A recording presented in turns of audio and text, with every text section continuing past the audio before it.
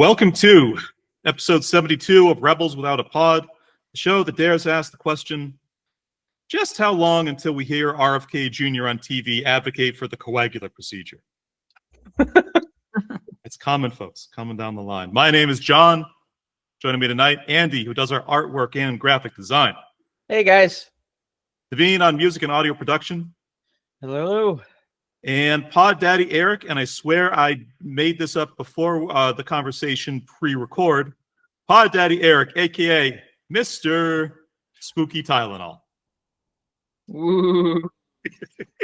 Welcome to hell. Welcome to hell indeed. All our content is still currently up on the Rebels Without a Pod YouTube channel, barring maybe kind of one or two sort of upcoming major Supreme Court decisions. Please remember to like, comment, and subscribe. Just in time for the Halloween season, tonight we are kicking off our childhood trauma cycle with discussion of 1987 horror film The Gate.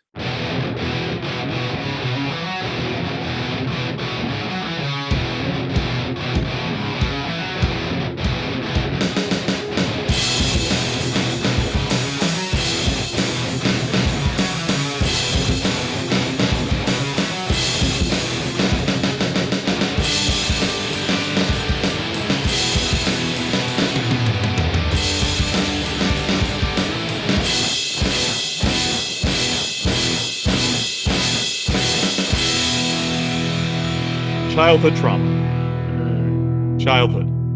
Times of dreams, nightmares. I wanted, before we got into the movie itself, though, four of us in our mid-40s. Yep. Children of the 80s, teenagers of the 90s, I think very lucky on both counts.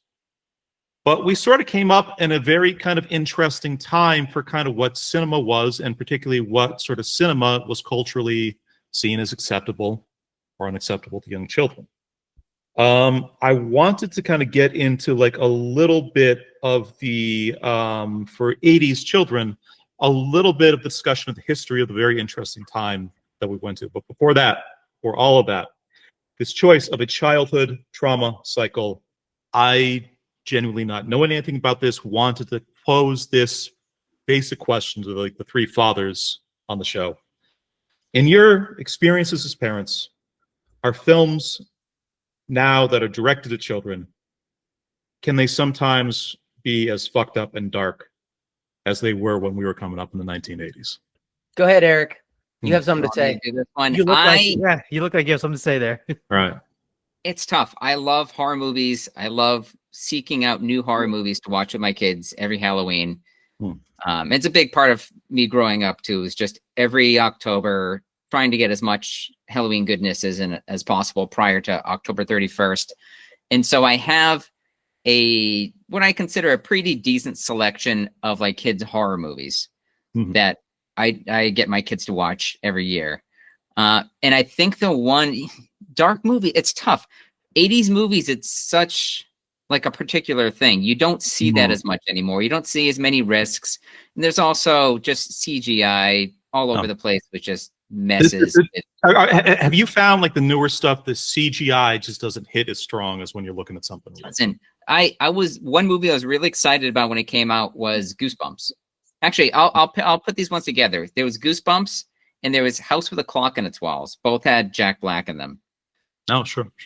And I loved the idea of, I remembered the old Goosebumps TV show they used to have for kids that was on. And who was the author of like the House of the Clock as well? It's phenomenal books. I'm blanking on the writer's name. John. Oh shit, I am too. Goosebumps was R.L. Stein, right?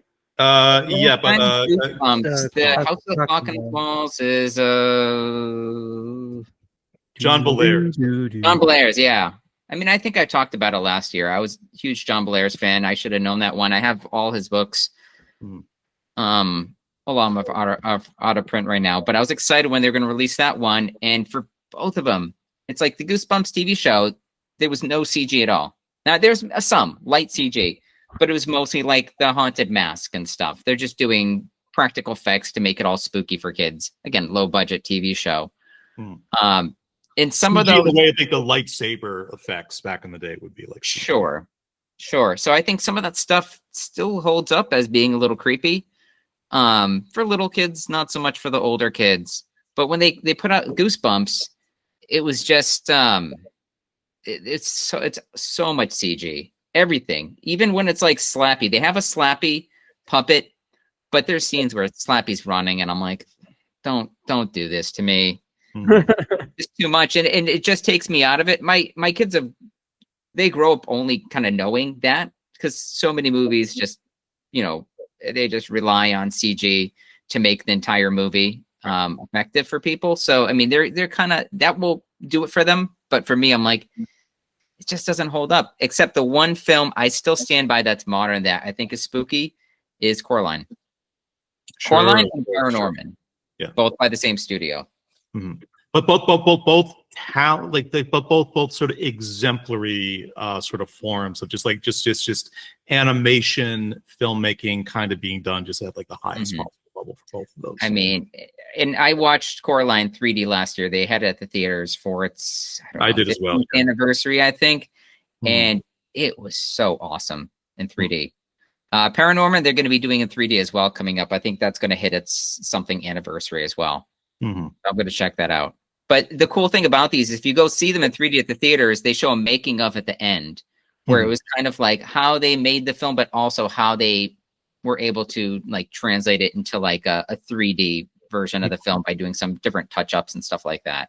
And the work that places like Leica Studios puts in to get just like a millisecond of like kind of footage in these things is just absolutely mind-boggling.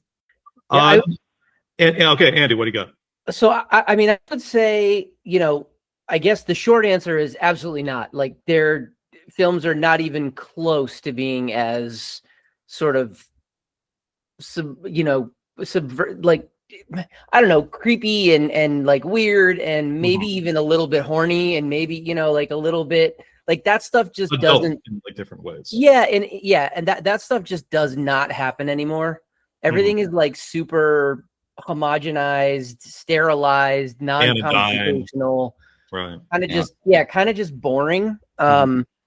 Which is a shame, because I think that there's something to be said for, a good like a movie like The Gate, where it's a little bit creepy, it puts kids on edge a bit, but it's also like that thrill and this is coming from a guy who it's well known on this podcast that I'm not a big horror fan, but like a little bit of scare every now and again, especially around this time of year when like people are starting to get, they're planning their Halloween costumes and who they're going to go out trick-or-treating with and whatever, staying up late on a Friday night watching a movie like this. Great vibes, as the kids might say. Yeah, exactly. Great vibes. So like, hanging out late on a Friday night or a Saturday night for a sleepover with your buddies and like being able to watch a movie like this, like that was formative when we were coming up.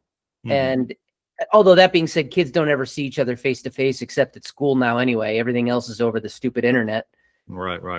But let me ask you this too. 80s films, I think, because we grew up watching them and we know how many like risks they took or the language or like the violence that they pushed, I think we're kind of wary of that stuff, and that kind of is reflected in newer movies. But at the same time, right? Remember, how old were you when you first watched Monster Squad? I don't recall, but it was probably right around when it came out. School? Yeah. I was 4th grade and a buddy showed it to me on a sleepover. And I remember watching that film. The only thing I remembered, I think I glossed over, they kept saying like, oh, we need a virgin. Yeah. And I'm like, I don't know what a virgin is. So I kind of glossed over that fact. I think Dracula called the girl a bitch at one point. And maybe that was like the highlight, like, oh, Dracula's, I mean, it kind of adds to the whole thing. Dracula's a badass, but then he's also like cursing. You're like, oh shit, he's an adult. Like this guy's, you don't mess with Dracula. I mean, it's also, and the girl he called the bitch is nodding. She's like, you know what? Not into it. Well, she's also like 7 or something like that. And she's like, I don't hate it. And Naveen, how about yourself? I mean, I don't think I can add too much more what the other guys said. I mean, I wouldn't say The Gate was really targeted towards kids, but maybe it was. But dark and stuff, like I think your pick there, Johnny, Labyrinth or like Dark Crystal kind of has that dark thing. But Nowadays, no. I mean, with the way ratings went and all this, even with music, with the explicit lyrics, on the cover and stuff. There were ongoing panics when we were kids. There were further Titanic ongoing panic. panics that have always kind of persisted in one way or the other. Yeah, so I don't think it's actually gone away, and I think part of it as well is the fact that maybe when we were younger and we watched some of those and got scared the bejeebers out of us, that we didn't want to do that to our kids so early. Maybe we pushed it off a little bit.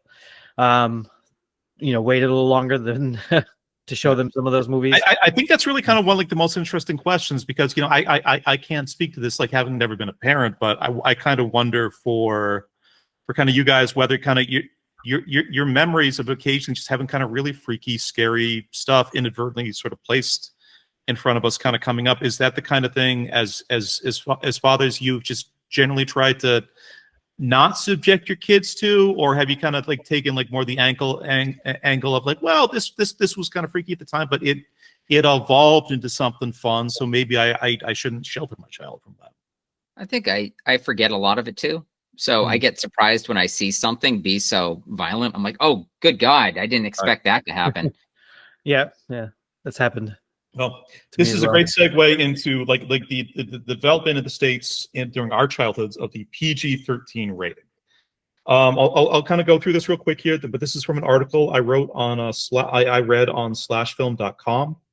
So the movie rating system in the United States was originally kind of codified in this set of kind of rules and regulation called the Hays Code. The Hays Code was in effect from the early 1930s until about 1968. The Hays Code literally had just lists of stuff that you explicitly could not depict at all in your movies. And I love the 1930ness of this. Like this list was this list in the Hays Code was just referred to as the quote, the don'ts and the be carefuls. So if you want to release like a film in the States, you had to be aware of the don'ts and you had to be aware of the be carefuls. Those and the watch out. Some of the don'ts, some of the be carefuls, just name a few. Negative depictions of law enforcement, any form of suggested or suggestive or sexual dance, any depiction of interracial romantic pairings, any depiction of pregnancy or childbirth, and any depiction of white slavery. Oh, all God, those we things. missed out. What? All those White things. slavery? Yeah. What? I Wow. refer back to the slash Get out. article for more details there. But Yeah.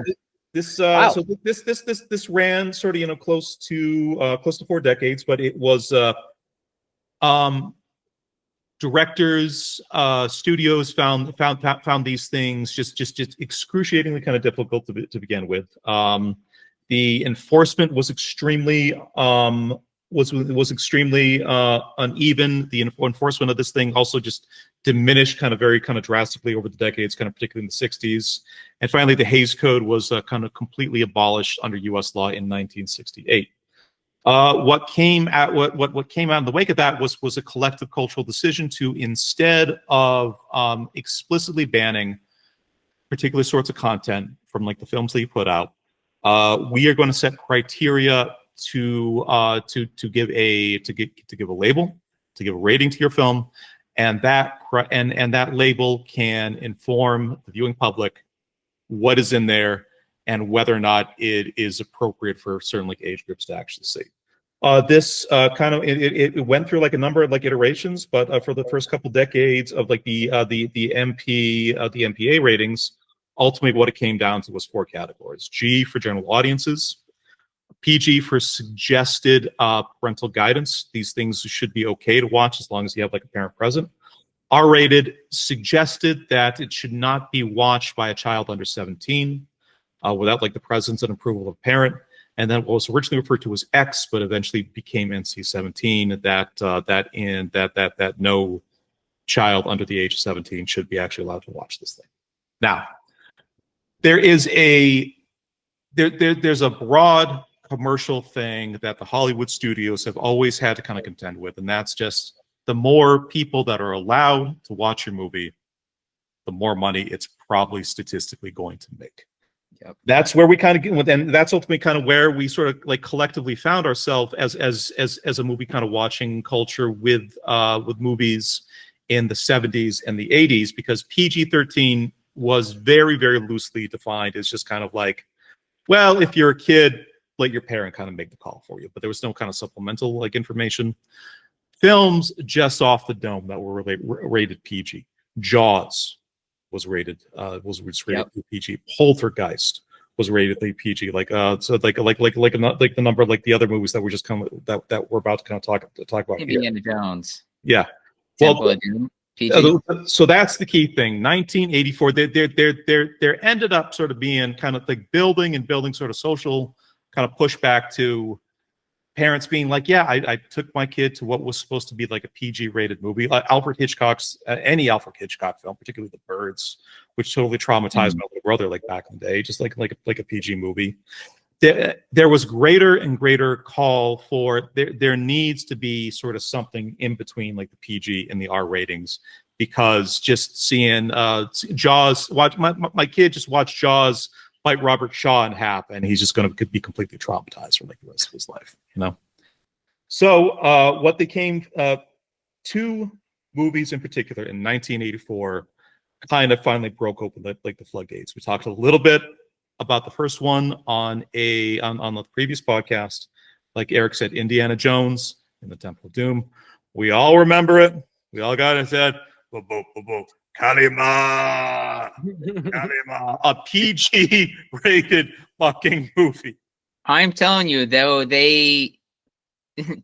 I don't blame the director of Indiana Jones at all, because he put out what he wanted to put out. Muppet Babies, or the people that work in Muppet Babies, are like, you know what?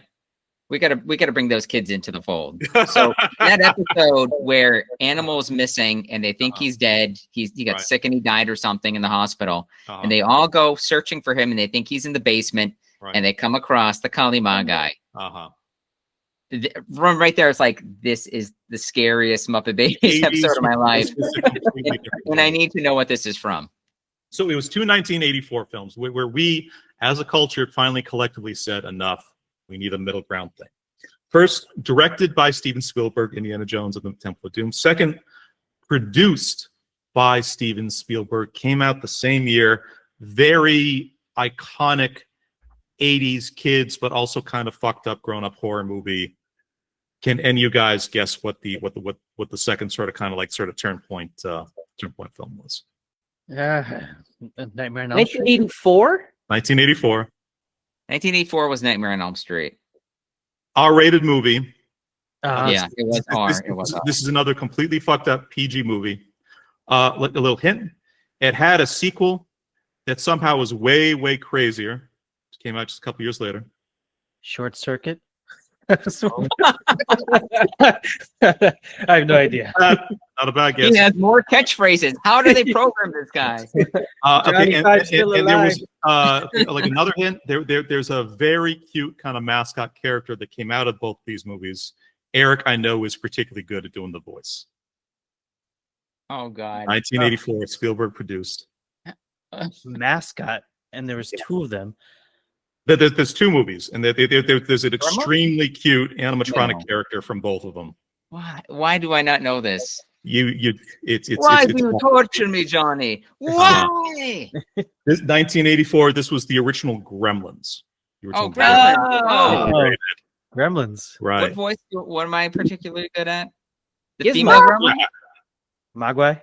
No, the Mogwais. Yeah. Do you have it still? You're good in your 20s.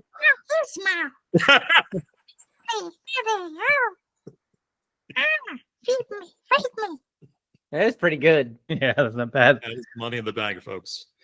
Your impressions are pretty good, man. Dude, it's Howie Mandel. If Howie Mandel can do it in his 30s, I mean, you can do it in your 40s. You can do it in my 40s. Was that actually Howie Mandel who did this? Yeah, it was. Yeah. Sure.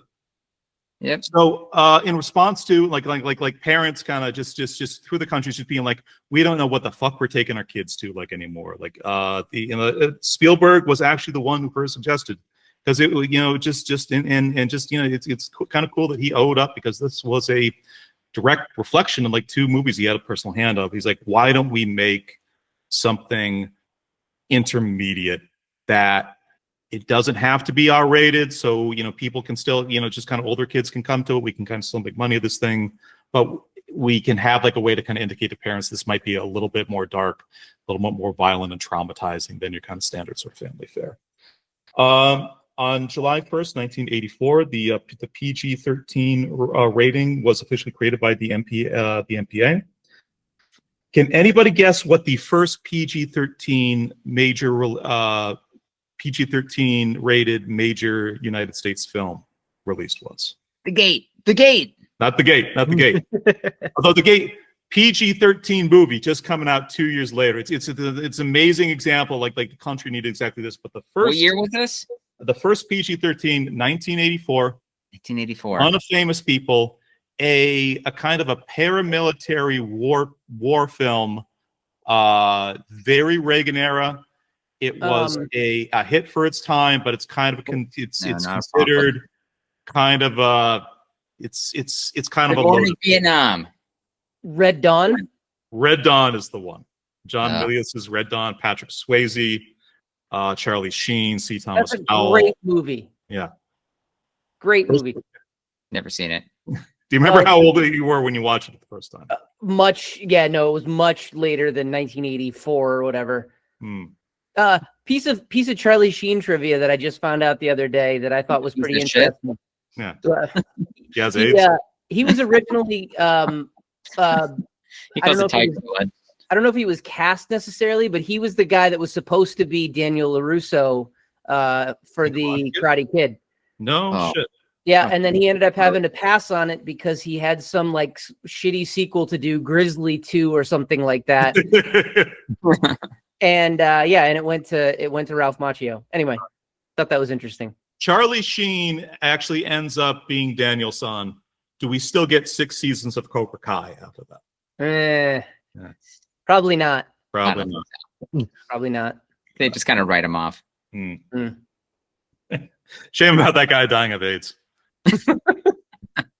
I think this is kind of like a great sort of segue into like the film itself, because this is very definitively 1986, The Gate.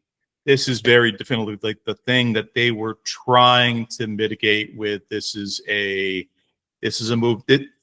This is an older kids movie, but it's not the kind of thing that a kid of just any age be able to kind of walk into and sort of watch blind. So Eric, this was your pick tonight. I think like a really fantastic one to kind of kick off the cycle. Let me do just like a little bit of history first. Do it. Gate, 1987 supernatural horror film directed by Tibor Takács. Synopsis in brief. I personally had like a half dozen of them, but I found this one letterbox review that was head and shoulders better than anything I could come up with. The Gate. Synopsis in brief. Don't you hate it when your high school crush completes a demon summoning ritual when all he was supposed to do was bury your dog? That poor fucking dog, man. Yeah. Just in the passenger seat of the Trans Am. God. Yeah. Falls out. Angus got a raw deal in that movie. Yeah. Oh, the Shaggy dog. Other synopsis in brief for this one. All right. Go ahead. Go ahead, Naveen. Nope, go ahead. All right. I got one. Synopsis in brief. Yep. They canceled 10-year-old Steven Dorff for homophobic slurs. Yeah. Suburban 80s kids do suburban 80s kids shit. Horror ensues. Mm-hmm. Yep. Like riding bikes. Yeah. Bikes is the gateway. Right. Trying to rip off Backyard- Stranger Things with a font and everything else. Backyard necromancy, while entertaining, is probably not the best way to spend a summer afternoon. Sure. That's all I got. Right. I got one. Here we go. Woof! Harry, it's me, your dead mother. No, I'm not a dog. Now, come say hello to mommy and bring me that sweaty crotch. I thought way too much about that one. Synopsis in brief. Wow, Dad's gun. Oh. All right. I got a long one. All I right. hope it's a good one. How about your synopsis in brief, though? Yeah. Oh. So, synopsis in brief. That's long. Cha-cha. All right. I'll give it a shot. Oompa loompa doompa dee da.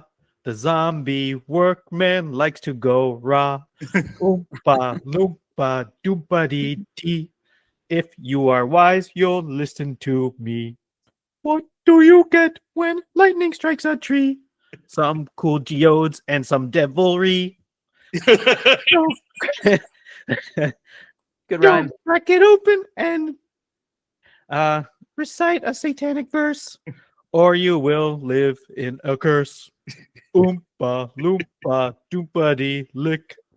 Don't you dare listen to satanic music. Oompa loompa doompa dee. And won't somebody think of all the children? There were like 3 times you caught a gun with like a different word for penis. Yeah. Oompa lick. I just pictured the dean workshopping I had to rhyme with with music. students. Loopity head. I think all these kids deserve a demon head. I had to rhyme with music. That's the only thing I could think of at the time. All right. All right, That's all right. it. I got one more. Let's I got get one into more. this thing proper. Let me draw my I last got one more. Eric's got All one right. more. Go one more. Go. Here we go. Synopsis in brief. Yeah. Oh no, it's too late. The demons have hired a Korean vocal coach and downloaded Duolingo on their phones. What? It's golden. Ladies and gentlemen, maybe the most Eric thing ever said on the pod. But here we are. I needed a K-pop Demon Hunters one. Oh. Sorry. Mm-hmm. Do you think that's more like a PG or PG-13 movie, K-pop Demon Hunters? There's some sexy moments, and maybe that's just Mhm. that's my problem. I need to What, figure the that out. popcorn and the butter? The popcorn and the butter. What about every time they show abs? And yeah, it turns into like Mhm. corn on the cob that just explodes with popcorn. Who was that for? Apparently you. Yeah. Pop, pop, pop, pop, pop, pop. Talk about a takedown. The film stars Stephen Dorff in his feature film debut with Louis Tripp, Krista Denton, and future The OC star Kelly Rowan as one of the Lee sisters. Shot mostly in Toronto, it grossed $13.5 million on a $6 million budget and has since developed a small cult following. A sequel, also directed by Takács, was released in 1992, with Louis Tripp reprising his role as Terry. I'll just say on a personal level, the coolest motherfucking kid of the 1980s. It's just Dude, let's listen to everything the- I did not have the courage to be myself. Terry just embodied it. I didn't know they made a sequel to it. Yeah. Check this out. Alex Winter of Bill and Ted fame was set to direct a 3D remake of The Gate in 2011, but the project finally ultimately stalled out in development. That would have been, Oh man. that could have been like a lot of fun. Yeah. So let's kind of jump right into this one. Eric, could you give us just a few words about why this cycle was your choice? Could you give us a few words about why you picked the cycle? Did you have The Gate in mind when you picked it? And what was it like for you kind of revisiting? I think you'd said previously this was not a movie you'd seen in some time. Yeah, I mean, I stand by my claim, by the way, that this is pure nightmare fuel. Everything about it, from again watching it again, I remembered so much, surprisingly, of this film from that one time I watched it. Burned into your brain as you're going and through. just because it was so horrifying.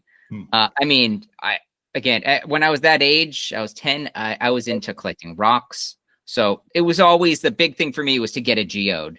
So when they had that giant fucking geode they're pulling out of like the hole in the backyard, I was like, it's worth $100. Oh my god, these guys are so lucky. That would have bought you a Nintendo with 2 controllers, a Zappo, and a hybrid Mario Duck Hunt. Yep. That $100 back Sure in the would. Hell yeah. Yeah.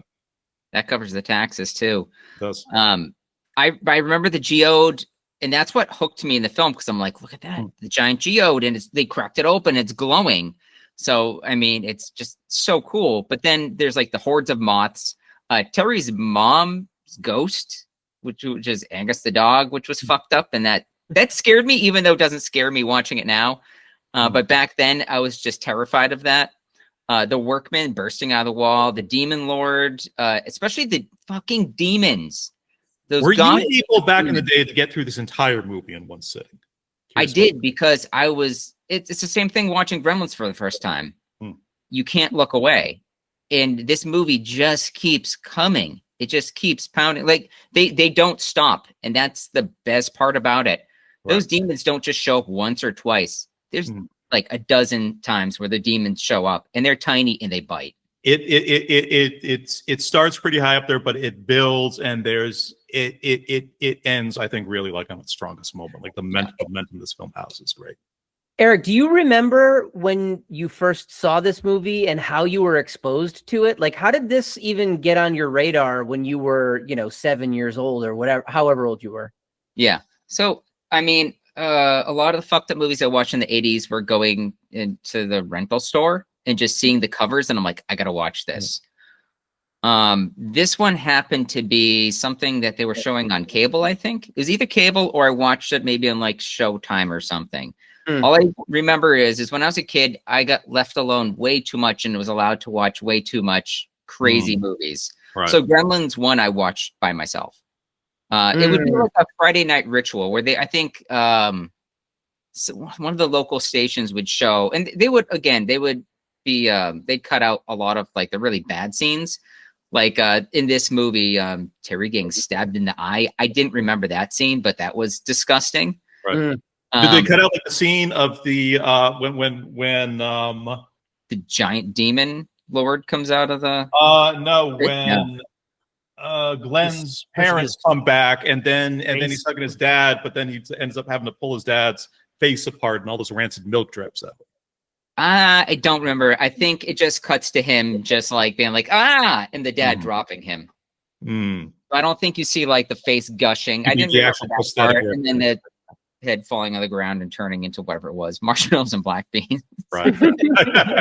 Fermented black beans. Fermented black beans. But I do remember the demons. They showed all those scenes, especially that scene where the demons are upstairs. They just got out of Glenn's room. And it shows that one demon kind of turn towards the camera, and it zooms in, and then he blinks.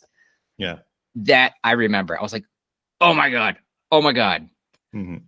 But this gets back to why I wanted to pick this cycle, because we discussed this on a previous pod for different ideas. And I remember this one got floated, and I was like, that sounds like a great one. We should come back to it.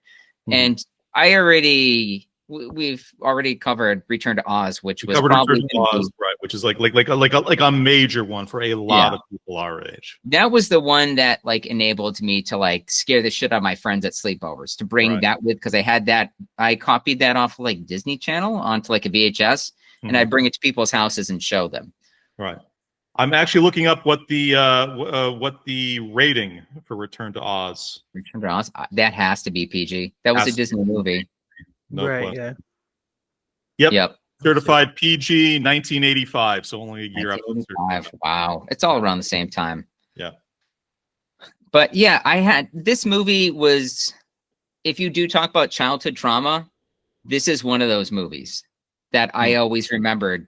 And it was for not just the special effects, but the friggin' demons. Right. And the children seem like they're in danger the entire time. Right. It's kids. It's happening to kids. So you feel like you're there with them experiencing it. I have one other thing to say about this too. Shoot. I'm sure this will come up later in our discussion, but the scene that I realized this movie also really hit me at my formative years, and just kind of helped nudged me to become the person who I became for a while, which I'm not as much nowadays. Let us be the judge of that.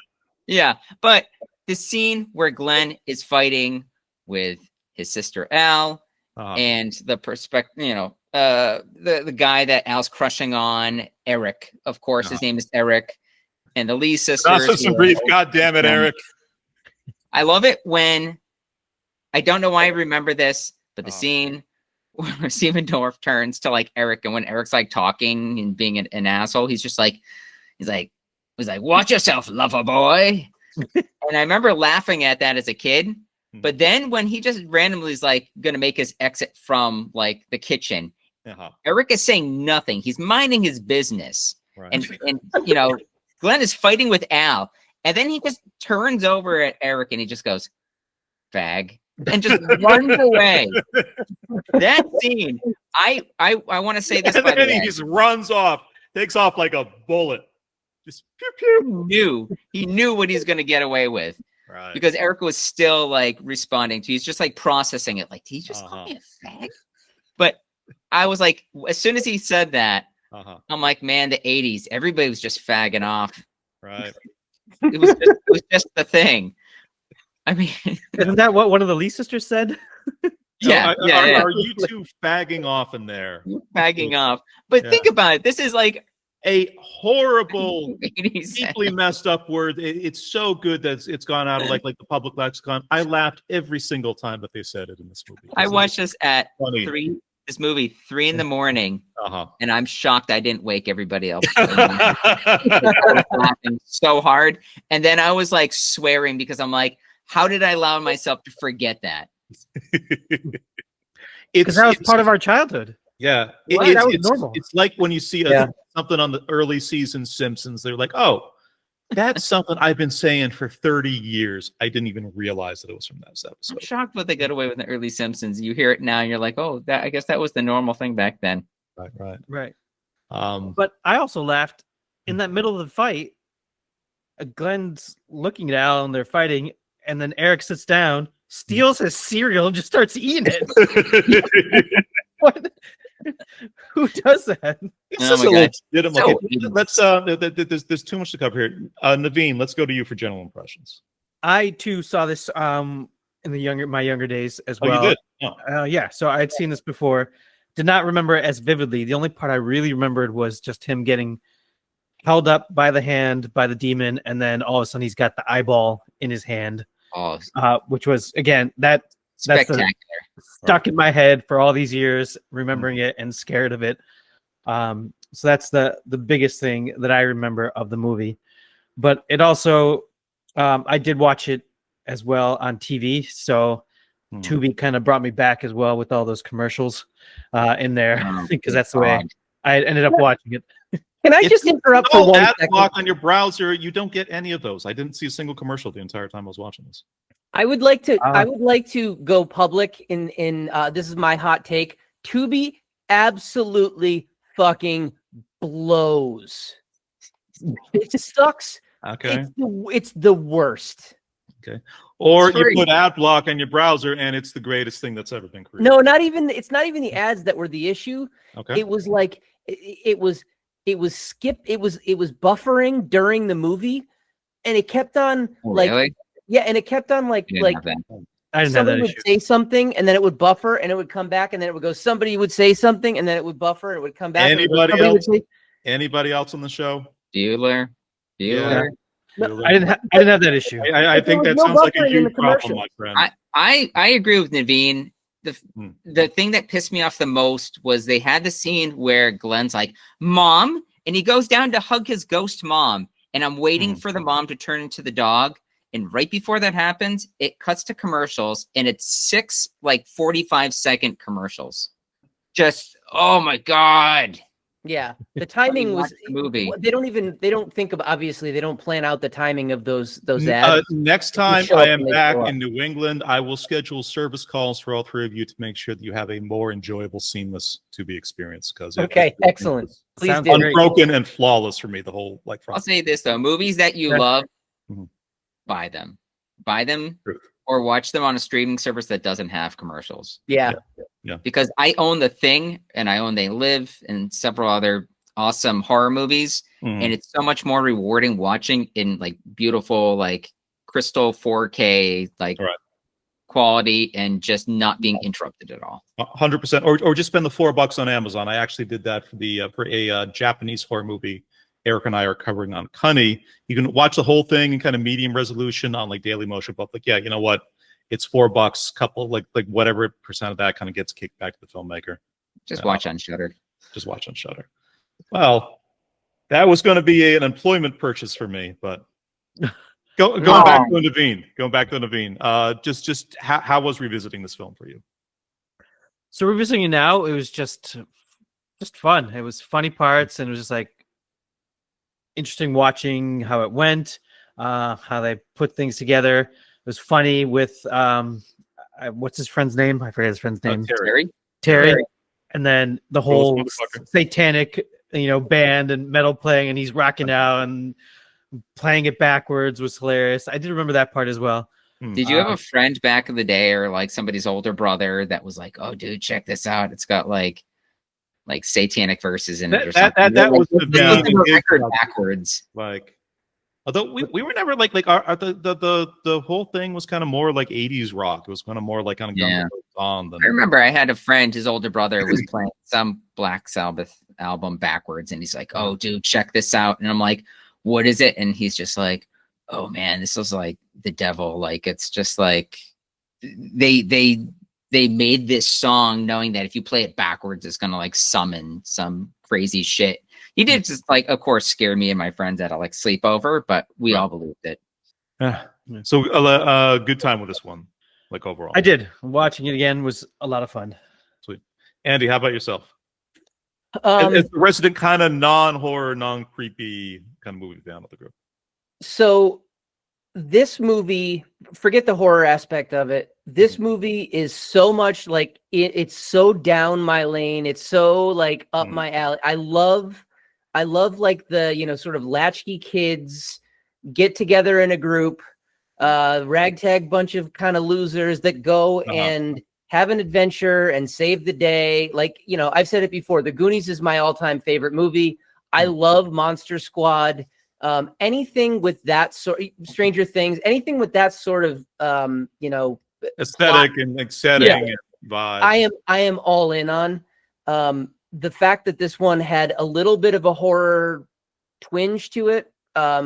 It's actually something I said for the next kind of part that we're going to talk about was, this movie was not scary enough for adults. It was too scary for kids, but the fact that I'm watching it now at 45 years old, and just for a good time, for a laugh on a Thursday night, I thoroughly enjoyed it. I really thought it was a lot of fun. It's not my favorite example of that sort of plot, that aesthetic, but it was fun enough that I could see watching it again around Halloween time, in the future. My Letterboxd review stars. Box lunch. Andy's box lunch. Here we go. Box lunch, 3.5 stars. 3.5 stars. Wow. Which is that's solid. Like, that's pretty nice. Okay. Yeah. Okay. So I enjoyed it. I mean, there were definitely parts of it that I thought were like the convenience of there being this long set of specific things that have to happen in order for these demons to be summoned, and the fact that they all happened in exactly that order, completely like unrelated to one another. All because Eric didn't check the group chat. He just went off. Look,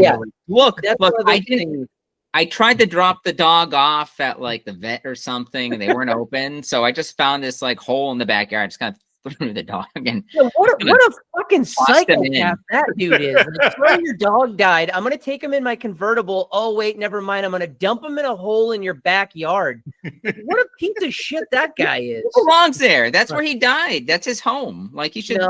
This piece of shit is the instigating reason why Al, the older sister, at no point actually involves parents in any of this, because she's just like, I just got to get this dick. I just got to get the dick. Well, these movies where the parents conveniently leave for like the long weekend or whatever, and then the kids are just like house parties, do whatever we want, and right. Everybody dresses up like they're in Bananarama. It's all just ridiculous. Right. And she's busy cleaning instead of having fun at the party. Yeah, she's cleaning up after everybody. Yeah, makes sense. But yeah, no. Anyway, this was a lot of fun. I'm actually surprised I hadn't seen it prior to this. based on how much time I spent watching HBO as a kid. But yeah, no, this was really good. Good choice. This for me, I've watched so far this October. I've watched 7 horror movies for my own time, for like the main pod, for Cunny. This one is hands down my favorite of the bunch. This might be one of my new favorite 80s kind of kids movies, just period. I mean, this for me blows Goonies completely out of the water. This blows any other like other, absolutely not. like Terrible.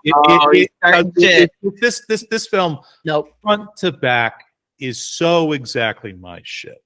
The fact that at one point they need to figure out the lore of the demons that are trying to invade their backyard, and instead of just kind of going to the library or kind of digging through microfiche or doing like any of the bullshit that they do in all these other films, they check the liner notes of a Swedish heavy metal album.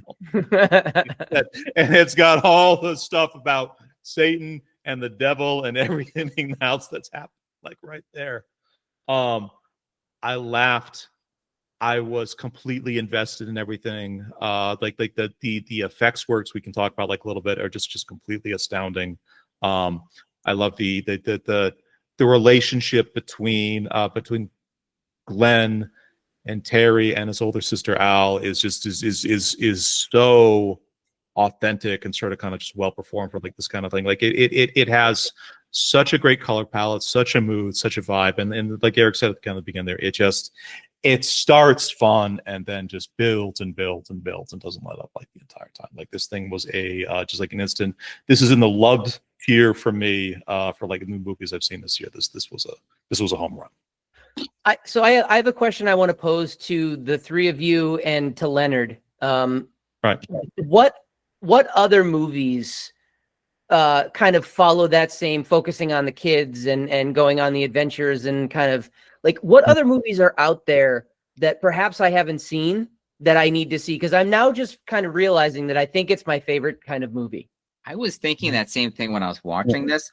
And another, because this is such a specific type, right? But Yeah. the Goonies and Stranger Things. What about a lot of the Anthem stuff? Do you guys remember? This was another movie I watched by myself on like a Friday night, and it scared the shit out of me because aliens are freaky. But Explorers. The Explorers, Explorers is great. Explorers. Yeah, I was gonna say that one. And go into space and come in contact with like a mothership or whatever, and meet aliens. That movie freaked the shit out of me. I want to say also the first film performances by River Phoenix and Ethan Hawke in that film. Ethan Hawke. Yep. Right. Yep. I forgot about that movie. And the other guy? That one was good. That was a great one. All right. I kind of almost think with these kind of things like this is what you were watching constantly if you had been 13 years old in like 1986, 1987. I want to say like this is almost like a little bit before our time kind of thing. I feel like if we had kind of been born in like the mid 70s instead of when we actually were, like this would be a movie all four of us would have just completely like implanted on our brain. Naveen, I think like your brother would probably just kind of know this like just completely off the top of his head. Yeah, most likely.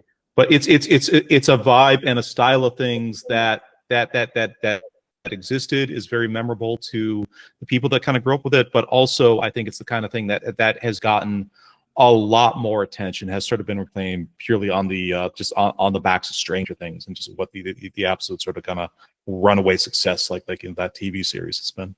Let's jump into the questions like a little bit. Who is this?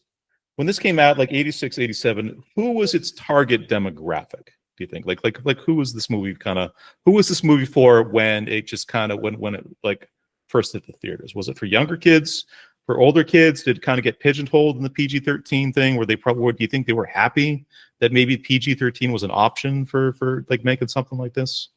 Because it's a weird fish in a fowl. Like there's a lot of horror shit involving pretty young kids for like this kind of thing. Yeah. When Terry gets stabbed, I don't know how old that actor was when they filmed this, maybe like 15, 16. When he gets stabbed in the eye, though, I'm shocked they showed that. And maybe that's what gave it the PG-13 rating, stabbing a kid or causing violence towards a kid. He But gets bitten. He falls into and has to climb out of true. that hell mouth at one point. yeah. Oh, that's another scene that just to this day, the demon's pulling his leg and then they just come out of the hole and they're inquisitive and you're like, oh, look at these little things, and just starts gnawing on his leg. And I was like, oh my God. But I don't know who this is for. It feels like it's for kids. There's no swearing, surprisingly. There's swears. very little to no blood. You know, there's other than like fagging off, like there's no. Yeah. Real I sort of mean, they say sexual- horse his ass in Home Alone, which even when my kids see that, I'm like, Yeah. But there's nothing like that. And then, I mean, in terms of violence, it's pretty limited. So you'd think it's for kids, but it's not. Maybe it's for, I don't know, middle schoolers, but I'm not sure they even would be interested in this film. Would it be fair to say that this is not the kind of thing that gets made super often anymore? Yeah, I don't think it. Yeah. No, I don't think it does. But Kids yeah, this young and this extreme of a kind of a horror situation where it's still played for kind of funny and fanciful as opposed to traumatic. Yeah, I thought about this. I was like, are there any modern kids? Not necessarily movies made for kids, but movies kids would probably want to see or get their parents to force them to see. And I could think of, they had the Five Nights at Freddy's movie that came out. Oh, I think, sure. 2 years ago. And so I told my kid, and that's rated PG-13. I told my kids that we could watch it, and I remember putting it on, and Ray asked me to turn it off because there is some kill scenes. They don't show anything, but they might show like shadows of something bad happening. So you can use your imagination. So, I mean, I think there's only one scene where it's just like it's violent, and there's really not that many swears, but it just doesn't. A lot is briefly. There's a lot of practical effects. A lot is also left to the imagination. Yeah, it just doesn't. I mean, it wasn't a good movie at all. So I'm just like, I don't know who this is for, really. I guess they're trying to make it so kids can watch it, but who in the right mind would let their kids watch this? Right. I'm putting my hand down. Not this guy, of course. There's another one I read about, though, called Imaginary. I don't know if you remember, this was previewed maybe last year. They had the trailers out about a stuffed bear. Oh, yeah. A stuffed bear named Chauncey. I remember the reviews were not particularly kind about it. No. Family moves back into like a childhood home, and there's a stuffed bear there that apparently it's like more than an imaginary friend. It's a Blumhouse style kind of like trauma haunted household object. I heard that was a good kind of one for like kids that, you know, want something that's a little scarier. But I think in that one too, there is some swears and some naughty scenes. Right. Andy, Naveen, anything to kind of tag on? Like who was like 86, 87? Like who was this targeted for? Yeah, no, I totally agree. You know, teenagers, high schoolers kind of age and things, just to scare them. Right. Nothing more to add to that. I have a theory. Shoot. Okay. Do it. So, yeah, I'm honestly not sure who this movie was for. As I had said, too scary for kids, not scary enough for adults. So, my theory is that this is Big Horror's way of getting kids kind of hooked on the idea of being scared by movies without it being too scary, to get them to be, you know, kind of like get hooked on horror movies and to become horror heads as gateway drug kind of. It's absolutely a gateway drug. So I think it's like their way of getting their hooks into kids and getting them to be lifelong horror fans, which, you know, judging by Eric and even you, Johnny, like, and I guess Naveen to a point as well. This would have been one of my favorite movies if I had seen it. Yeah. I mean, it would have fucked me up at a certain point, and if I'd seen this before a certain point, it would have fucked me up. If I'd seen it after a certain point, it'd be like, this would be, for me, the Eric's version is kind of, I would make everybody at a sleepover watch this thing to see how crazy. Oh, dude, it's terrifying. I mean, imagine that. When I was watching it, all I kept thinking is, oh, if my parents catch me watching this, they're going to turn it off. Because it's just any random thing a parent can walk in on is obviously, oh, this there's a little too much going on here. Oh my God, the stabbing of the eye towards the end there, I'm like, if my parents saw that, some kid stabbing himself in the hand with glass, they're like, oh my God, Eric's going to do that. I can't show him this. Then he's going to yell fag and run out of the room. I know. Turn it off. bag. Andy, to kind of build on your point, I would have to wonder if this had its start as a PG movie, where kind of similar to Jaws, Poltergeist, like, you know, the kind of Gremlins, if this had its start kind of during a time where they could kind of just get away with all this shit, when they didn't necessarily have to kind of partition these things the way that they did later on. There is truth to that. I didn't want to bring it up, but I did look into a little of the history of this film, and it was mentioned that the script was much darker originally, and they had to cut it down quite a bit because they wanted to bring more people into. Again, the main characters are kids. It's the art and commerce kind of thing. Like the guy that wrote the script. Yeah. It's all about childhood experiences. They're like, where'd you come up with the idea for like the hole in the backyard? He's like, I remember my parents just knocking down a tree in the backyard, and there's a big hole there. Yeah. It's the same thing with Goonies. Goonies was by the director of the Home Alone movies and the first two Harry Potter movies. Chris Columbus, I want to say. Chris Columbus, thank you. And his whole thing was, he's like, Goonies, it's all about me and my friends growing up. And he's like, you know, we were in the middle of nowhere. We had to make our own fun. We went on adventures. We did dumb shit that, you know, it's should have gotten us killed. Would have gotten us killed, like in any sort of later generation. Yeah. Yeah. Or going on to the next question. This movie screams the 1980s. What 80s things in specific jump out to you guys? What kind of jog your memories? No parental supervision. Yep. Fluorescent colors. Suburbia being the go-to setting for 1980s kind of horror movies. Playing the record backwards for the hidden message.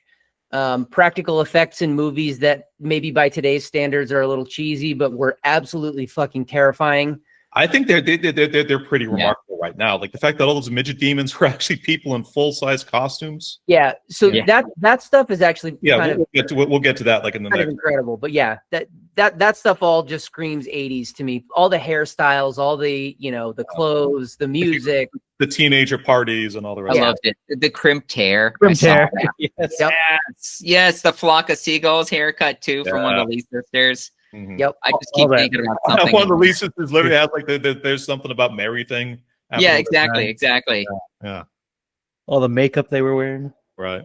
I do love how they have the again, all parents aren't in town conveniently. Let's have like a small house party or whatever, and they're like, "Ooh, let's play a spooky game," and it's either like Ouija board or like Bloody Mary or something. Stiff as a board, or I remember doing that as a kid. Light as a feather, stiff as a board at somebody's house for something. Right. And everybody kind of fakes it with like your fingers sticking out underneath them, and then you just drop them, and you all laugh. Something that blew my mind though, that jumped out to me, was there's a scene where it shows Glenn's room, and it's not even part of like, it just happens to be background, but there's a poster of Daredevil, and the thing that blew my mind is the artwork is done by Frank Miller, who had a run on Daredevil for a while. The very famous one that inspired Ninja Turtles, if I remember right. Yeah, exactly. And his run went from like 1979, I think, all the way up to like 93 or something like that. But I remember that particular picture. I actually bought a copy of the first half of his run in like a hardbound book, and that was the cover. And I bought it because I thought the art was so awesome. Right. And I thought it was new. I thought Frank Miller drew that in like the last 10 years. I mean, he's really old now, so he's not as good as he used to be, but I thought that was a recent thing. And then I saw that poster. I'm like, it was still awesome in the 80s. Like, that's so cool. Yeah. To kind of tag on that like a little bit, I love the beats of Terry, coolest motherfucking kid of the 1980s. There's one scene where it's kind of later on. Glenn and Terry, they're fully confirmed we're in a demon horror movie right now. They're having like the sleepover thing, and Glenn is flipping through like the Swedish heavy metal sort of Necronomicon. He's just trying to piece everything together. And Terry, the entire time, he's trying to pretend he's a badass. He's wearing either like the biker jacket, or like sort of like the evil dwarf's cut, or like whatever the fuck else that he's going on. But it's a sweet nerdy kid that's just trying to deal with a fucked up divorce or whatever else has happened. I love the detail if it cuts over to Terry. Glenn is flipping through like the demon book, cuts to Terry, who's trying to pretend he's just this one kind of thing, and you can see he's fallen asleep reading a Marvel comic. I specifically was like, I had to kind of turn my iPad like upside down, kind of zoom in like a little bit. But not only was he reading a Marvel comic, but he was reading the back section of Marvel Comics. This is a thing they did from years and years back in the day, where they would tell kind of like the serious story, kind of drawn in the normal style, but then they would do kind of a funky Mad Magazine inspired, just completely sort of wackadoo story. And he just did, you zoom in on the comic book, and he's just reading kind of one like the silly, just kind of wackadoo things about like Iron Man and the Scarlet Witch, and it was such a Oh wow! It's a thing of like the director the that were making the movies. They knew what nerd shit was like back in the day. You know, they understood heavy metal authentically. They understood comic books like authentically, right? Yep. Angry Dwarfs, by the way, I had to look this up because I was curious if that was a real band or that was kind of hinting at the Angry Dwarfs that are going to be coming out of the hellhole. It's an interesting. Actual Canadian rock band. Uh-huh. I don't think it ever made it to the States. So it just they only put out like a few albums and then just kind of went their own ways. Part of my research for this, I looked up what the 4 biggest heavy metal acts were in Sweden in 1986, and the bands I found were named Gotham City, Heavy Load, 220 Volt, and Axe Witch. Axe Witch, that's metal as fuck. Yeah, all that sounds. God. Axe Witch. Yeah. Oh man, I gotta look them up. Yeah, I'm listening to some Axe other 80s stuff that you guys kind of clocked in this that kind of brought you back. Where was he also listening? Terry also listening like on a Walkman when he was sleeping. That's why he couldn't wake him up because could have been yeah. So Walkmans, I love that. Terry's Masters of the Universe shirt that he's wearing underneath like the biker jacket with like the big moon pie glasses, again, like an amazing fit right there. Yeah. But like another thing that, I mean, that kind of took me back to my childhood. Another thing was the they first kind of came up with like the demon incantations from like those Sesame Street what did they call those things? Sesame Street, the Magic Slates were like the name of these. Where they were, it was kind of like a magnetic filament thing that you kind of draw on, but had kind of pictures of the Sesame Street characters like on like the banner on the sides. I am really pretty sure I had the exact same one as what they're depicting in the movie itself. Oh God, did you read what it said on it? That's the reason I'm living on the other side of the country right now, my dude. Welcome to hell. Welcome to hell. You can't go to that hole in the backyard. Let's give like a quick shout out to like the practical effects in this one. Andy, this was something you shared with the group, but how about you lead this part like a little bit, talking about just was the Corridor Kids? Corridor Crew. The Corridor Crew. So tell us like a little bit about like the work and like how they kind of did these things for the movie, because it is down. So we've talked about Corridor Crew on this podcast before, but it's a YouTube channel where they're special effects guys, that look at new and old movies and talk about, how do the effects hold up and how do they think they were done, etc. So, I guess on first blush, if you're watching this movie and you're kind of seeing it happen even with today's eyes, you probably think it's claymation. They composited some shit in some exactly whatever. You kind of think that that's what's going on. You might say, okay, the effects don't necessarily hold up entirely well, but whatever, it was the 80s and they look pretty good considering, and you move on from there. But Corridor Crew spent a lot of time kind of delving into specifically how they did some of these shots with the minions, with the little demon guys, because I guess with a more discerning eye, with a more educated eye, somebody that really understands practical effects and how they work, these guys were kind of stumped at first, watching these things happen. You see them, they run the big like FX shots from like this film, and you see just like the two guys who don't know the movie off the top of their head, you see their eyes bug out. Yeah. It's like, what the?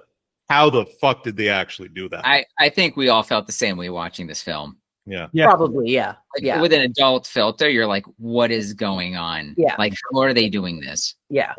And so, it's, without, I guess, going into the specifics of each individual scene, really what it came down to is they did a ton of forced perspective.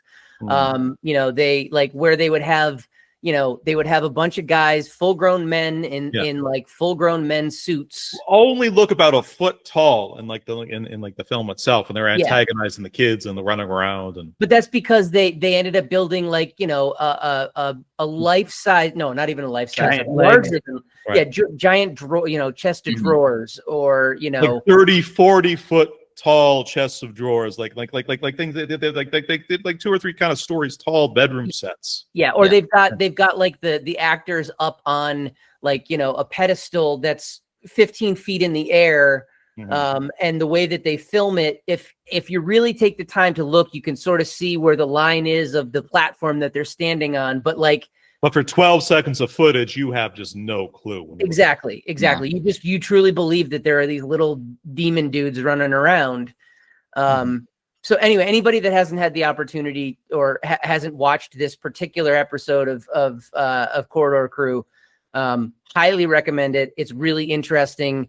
They break it down, a couple of the major effects shots. They break them down kind of scene by scene. It's really good stuff. I really can't say enough good things about Corridor Crew and their channel. It's spectacular. It's like one of my favorite YouTube channels.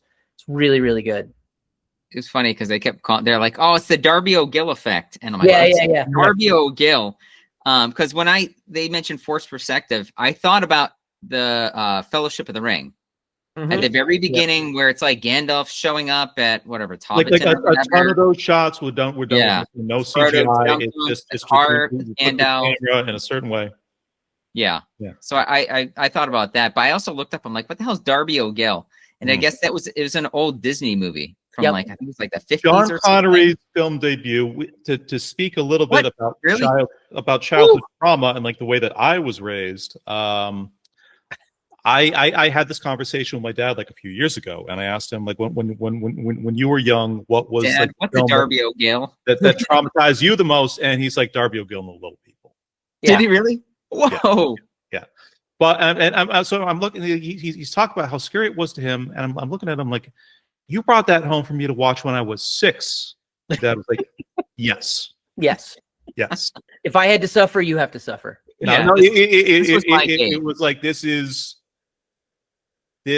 is how you become an interesting person.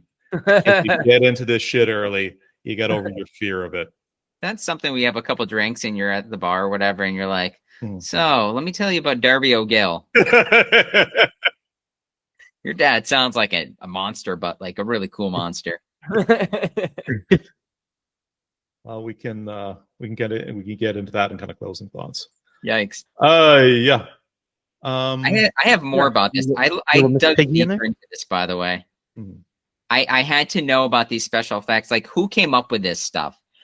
And so I wrote a few things I'm going to share with you guys because I thought this was super interesting.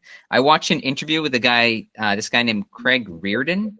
So he's the guy that did the makeup and special effects for this movie. He also he worked on the movies E.T., Poltergeist, The Goonies. Okay, so E.T. I will fucking float. Has a scene in it scarier than any other film that we're going to be talking about today or maybe ever. When Elliot's just kind of chilling in the back, he's asleep, and E.T. kind of comes out of the shed. That is, for me, maybe one of the most horrifying moments in just all like kind of cinematic history. That fucked me up back in the day. What about the scene when Elliot's taking a bath and all of a sudden you see bubbles in the middle of the bath and then E.T.'s head just kind of like pops up out of the water?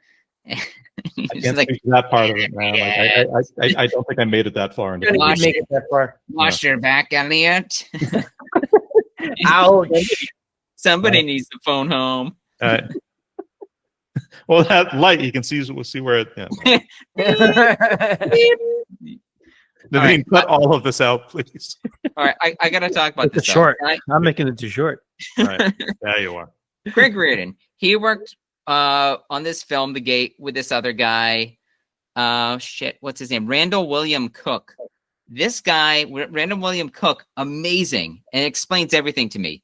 He was the designer and sculptor and animator of the Terror Dogs in the Ghostbusters. Think about the face of the Terror Dogs and Minions. Totally. Just the lifeless eyes, all of that. Were they Zool? What was Zool? Because the naked buff lady was Gozer. Were they Zool? I've never been clear on that part of it. I don't know. No, Dan Aykroyd gets a ghost blowjob. Moving on. Yeah. So there we go. Also this guy, William Cook, he was a big animator he worked in the practical effects for the Lord of the Rings trilogy. Oh, no shit. You see, he was actually well known for filming that scene or setting up that scene where it has the fellowship running out of the Mines of Moria. That long shot where they're running and it's kind of a helicopter shot, and there's falling apart, like 4 midgets in wigs. Yeah. They're all just wearing like Terror Dogs and like Minion costumes. Right. But it's cool because if you watch this interview with Greg Reardon, the whole time he's holding one of the masks of the Minions. Oh no shit! And it's so awesome. And he's looking at it and he goes, "See how like the mouth, like the teeth are falling out of this?" He's like, "I actually made these." Mm-hmm. He's like, not all of. He's like, some of them we added more details, some we added less detail. It depends which ones were going to be like the forefront of like the shots, and then which ones are going to be in the back, which we gave them less detail. But apparently, it kept being stressed to him. They had a very tight budget, so they only came up with one mold for the demons, which is why they all have the same face. Mm-hmm. And they ended up taking that mold and then creating like 12 masks and costumes using that. It works effectively well. It's just like the vibe of it almost is less interesting if they all have kind of like distinct features. Yeah, they all have that dead stare, which is horrifying as fuck. But they also, for the animatronics, right? You'd see every so often one would have its eyes blinking. Mm-hmm. They really had only one mask that could do that. Oh, so all those scenes where you see them running around and one would turn at the screen and his eyes would blink or something they just had one going at that time that could do that.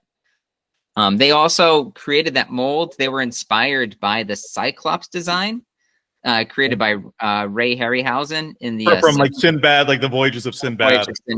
Which I'm like, I get it. They took the Cyclops and they saved like his torso and then his like whatever he had, like the hairy goat legs. They just kind of made them into little demon legs and then changed the head around. Right. But it was a cool interview. I enjoyed watching it, so you guys should probably check that out if you're more interested in kind of like how they came up with the ideas for everything. The last bit of tangible memorabilia I got from my previous job was a canvas tote bag. I'm going to give it to my mom. She's a New England mom. She already has about like 200 other canvas tote bags. She'll be over the moon to get like a new tote bag. Everybody loves a good tote bag. Well, it's random, but moms. Sure. New England moms. What am I doing with my career? Any other thing about the practical effects, or should we get on to like the last question for the night? Real quick. I thought it was really good. I also thought it was like stop motion animation kind of stuff. I mean, there was a few times you saw that it was green screen. You could see that was green screen because everything looked really, really good. It was still good. Really good. There was that one part where it reminded me of the blood scene in The Thing where the demon's arm or leg got cut off in the door and then it turned into sperm and went out. Sperm, that's how you saw it? Yeah, okay. Yeah, bit of a Rorschach thing there, my friend. Like it's seeing sperm a lot of places these days. All right, sure. Then. Here comes DP. Oh. Al's like, I feel kind of nauseous, guys. I'm going to go. They're like, are you pregnant? So Eric just wants to constantly see whole hog from a Hitman movie or a video game. Yes. And I get picked on for seeing sperm. Yeah, you did. You mentioned that ET thing about Ellie in the bath. That was fucking gross. Where do you come up with this stuff? Would you watch The Gate when you were like 8? Probably. And then Gizmo joins the party.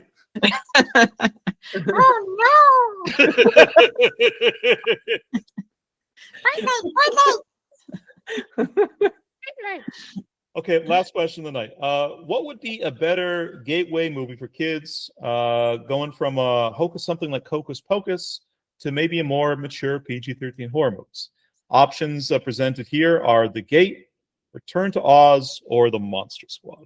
So the Monster Squad is my all-time favorite of that particular genre. I love the Monster Squad. I will die on that hill. That thing is amazing. But I actually think The Gate feels like the perfect jumping off point for fledgling horror fans. It's gory but not too gory. It's creepy but not too creepy.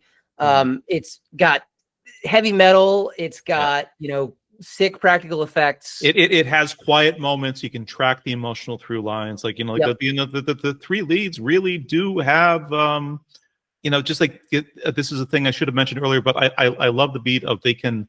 In these 80 movies, they can make the older sister figure such a harpy sometimes. Yeah. You're Nancy, Stranger Things, whatever. I love just within a very short movie, she goes out shopping with the Lee sisters, but then she comes back. Instead of buying shit for herself, she actually comes back with a toy rocket for a little brother, and they actually do spend like a little bit of time to each other. She still has the party on Saturday night, but it humanizes and rounds out the characterization in a way that most films of this era just really aren't like patient for the same kind of way. I was thinking in Johnny's Wet Dream, if they remade this movie, the sister would come back from the mall with her friends and she'd have like a board game. And she'd be like, you know what? I felt bad. Here, I bought you this copy of like Cockroach Poker. And he's like, oh my God, you're amazing. Cockroach Poker. That's the pull. That's the one you really fucking. When there's two expected. Ticket to Ride. I saw sperm. All right, you go back. Yeah, he's still nasty. I didn't get over when Naveen said that's still gross. Yeah, he calls it his pale duck. I'm just this is a zag. The SNL from last year where Kristen Wiig refuses to play Ticket to Ride because she's like, I've seen Jumanji. Fuck Jumanji. I know what happens with board games. We open up Ticket to Ride. It's going to be another Jumanji situation. People are going to be like, and everyone's like, no, it's a regular board game. It's really a lot of fun. She's like, fine, let's play it.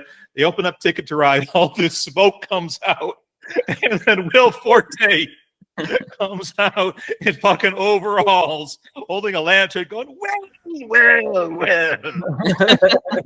Who's ready for a train adventure?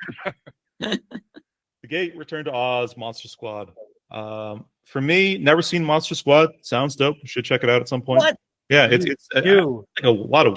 Can we trade out Basket Case then? No. Throw in Monster Squad? No. You gotta watch Monster Squad. You have to watch it. Yeah. Patreon. Sure. I don't care. Whatever makes it so we can watch that movie. I don't care how we do it. We should watch it. Okay. How about initial proposal cycle. How the fuck have you not watched this? I think it's actually been pitched before. That's a good one. All right, it is a good one. All right, let's not do like a Sinners thing where like, well, we all have to pick Monster Squad. So do we have backups? We just have to agree. Somebody, yeah. I mean, there's any number of movies that I haven't seen that like are on like the top 100 movies that everybody's supposed to see before they die. Like I have not watched personally like Basket Case, but that's neither here nor there. Well, Basket Case is one of the ones I haven't seen as well. Yeah, it's an Godfather Part 2. Yeah, it's an experience. Never seen Godfather Part 2 or 1. Wow, oh Jesus, that's like saying I haven't seen Star Wars. I haven't seen those either. Yeah. I know. Oh fuck. Okay, so all right. Never seen Citizen Kane. There's always one of those. Yeah. Citizen Kane, dope as hell. I love how you've seen The Gate, but you haven't seen all these other classic films. I know, man. I know. For me, The Gate, great transitional. It's got kind of the heart and the emotion, but it's pretty kind of a coherent, reasonable sort of kind of 3-act kind of like kind of kids to teens 80s kind of horror movie at the end of the day. Return to Oz, I maintain, is just the vision of a waking nightmare. I think it's one of the best made avant-garde horror films like the 20th century. I think that how do I kind of go from kind of like something like a Hocus Pocus to something a little more like The Gate is an easy stepping stone. Like the Return to Oz. It's like, oh, I enjoy this Bud Light. Let me see what this Jack Daniels thing is all about. Who else has to take here? Yeah, this was a tough one for me. I really couldn't choose. And the reason I would love to say Monster Squad. I don't remember which one I saw first. I might have seen Monster Squad before The Gate, but it was around the same time. Monster Squad, though, it's knowing what I know now about it, and that there's like, Dracula swears, which is not nice towards children. Talks about virgin and stuff like that. I know I'm probably going to get questions about a lot of these things. So that's why I might avoid that one. But The Gate, too, I don't feel like I could show my kids this film if my wife's still awake. Because he's going to turn it off immediately. He's just like, no. He got that splinter in the hand and all that blood. Like, stop right there. It was actually rough. That's the only real thing that made me kind of wince in this movie, because like I would have hurt like hell. I've been there. I've been there with that shit. Like, yeah, Terry's like, oh, it's not that big a deal, and I'm like, Jesus Christ, man, you need an immediate tetanus shot. What the fuck are you doing? Yeah. Yeah, I would say the safe bet is Return to Oz, but again, I would question what have your kids seen up until then? Right. And would they believe something so fantastical? Right. Because there's a lot of moments in there that sits with you. It plants the seeds. But again, I feel like with how movies have introduced CG and stuff like that, kids might feel like it's too like old or dated. So maybe something like The Gate or Monster Squad, one of those two would probably be a good one. Right. Let me also kind of float this thing about kind of Return to Oz, because you have told that story repeatedly about how you would randomly kind of bring it to kind of sleepovers and horrify people that you were kind of like no longer friends with anyway. A little context for the friendship that Eric and I have. It was at some point after college, and Eric and I were just kind of chilling at his apartment, and we may or may not have been having like a little puff or two. I don't remember who brought up Return to Oz first, but I think one of us suggested it, and the other one went, "Fuck yeah, let's go rent that movie." And this is not my original copy, but was that when you guys were in the bathtub and somebody came up with bubbles? And this is a sweet moment in our friendship, and how dare you, sir? If your friend's more than 6 months, baths are welcome. Yeah. Somebody has to send their key, which is the weird part. Right. Johnny, we're a little bit behind. Whoever had the longer neck. Whoever had like the more like shiny points on like the end of their fingers. Yeah, I know. Boop. Let's wind it down there. Episode 72, Rebels Without a Pod, The Gate. Great pick. A lot of fun. I think you could dig around but not find a better example of kind of why we're doing this cycle, and like a better example of the exact thing that we're going to talk about right here. Yep. Sure. Yeah. Very good choice, Eric. Thank you. Yeah. Episode 72. Gentlemen, coming up next week, we have a last-minute replacement for the original plan, but Naveen has decided for Childhood Trauma to do 1990 American horror comedy by Frank Marshall, Arachnophobia. Who here has actually seen previously Arachnophobia? I have not. I have not either. I just know John Goodman's in it. Oh, no kidding. I've only seen clips, just bits and pieces, never the whole thing. Right. Oh, I love that Darby O'Gill impression you did there, Naveen. Oh, no kidding. You're not kidding, are you? You're not kidding, boy. It's getting smaller and further away, but somehow scarier. That's some forced perspective. Right. I love the first response Andy has when Naveen announces his film change. I believe originally from Candyman, but the first thing Andy says, "Fuck, now I got to draw spiders." Yeah, thanks, Naveen. Thanks, Naveen. Oh. You could draw John Candy because he looks hilarious with this curly hair and glasses and hat. I have a distinct feeling John Goodman will be making a. We could just draw John Candy though, and we can all kind of go in pretending. Yeah, there we go. They're taking a bath and they're surrounded by spiders. Right. With ET popping out of the Yeah, with the, out of the water. ET. That is If not he an had ET done thing. Candyman, Andy would have had to drawn bees. So is that just That's category? true. Yeah. Bees are better. Bees are better. Oh, fair enough. Bees are better. Episode 72. Let's leave you with that. Bees are better. Howie Mandel was actually Mowgli. I'm Mowgli. Okay, Bill Murray. Bill Murray. How the fuck is Is he a Mogwai? how's it supposed to be pronounced? Mogwai. Mogwai. Mogwai.